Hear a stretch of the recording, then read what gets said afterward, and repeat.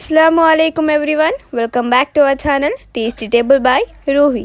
ఈరోజు మనం చేసుకోబోతున్నాం వేడి వేడి గోంగూర బోటీ కర్రీ. దీనికి ఇంగ్రీడియంట్స్ వచ్చేసి వీడియోలో కనిపిస్తున్న ఇంగ్రీడియంట్స్ని మనం తీసుకోవాలి. ఫస్ట్గా స్టవ్ ఆన్ చేసి దాంట్లో నూనె వేసుకొని బాగా వాష్ చేసిన బోటీని దాంట్లో వేసుకొని బాగా కలుపుకోవాలి. ఫస్ట్ టైం మీరు బోటీ కర్రీని ట్రై చేస్తున్నట్టయితే ఈ వీడియో మీకు బాగా యూజ్ అయ్యిద్ది.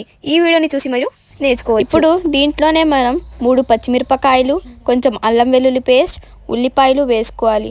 దాంట్లోనే కొంచెం ఉప్పు, పసుపు, తగినంత కారం, ఇంకా దాంట్లో టమాటాలు వేసుకొని దాంట్లో కొంచెం గరం మసాలా, కొబ్బరి, గజగజాల, ధనియాల పేస్ట్ని కూడా యాడ్ చేసుకోవాలి.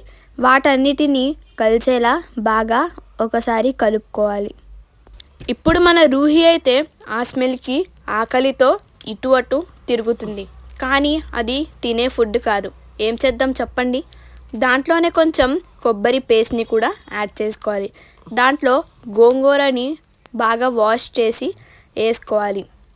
వాటన్నిటిని బాగా కలిసేటట్టు మనం బాగా కలుపుకొని మూత పెట్టేసి 5 విజిల్లు వచ్చేంత వరకు మనం వెయిట్ చేద్దాం.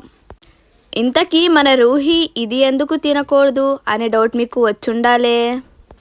రాలేకపోతే మనం ఏం చేయనట్టే, వచ్చుంటే మాత్రం కమెంట్ చెయ్యండి. మా రూహి హడావిడి చూస్తూ చూస్తూ నేను మీకు 1 గ్లాస్ వాటర్ వేయమని చెప్పడం మర్చిపోయానండి. తర్వాత మీరు 1 గ్లాస్ వాటర్ యాడ్ చేసుకొని కుక్కర్కి మూత పెట్టేయండి. 5 విజిల్స్ వచ్చేంత వరకు వెయిట్ చేద్దాం. దాన్ని చూస్తున్నారు కదా ఎంత నోరూరుతుందో, ఇంకెంత టేస్టీగా ఉండిద్దో మరి. సో గాయ్స్, చూశారు కదా ఎంత బాగుందో, కలర్ఫుల్గా కూడా ఉంది కదా. So like, share and subscribe to our channel tasty table by Ruhi. Thank you for watching.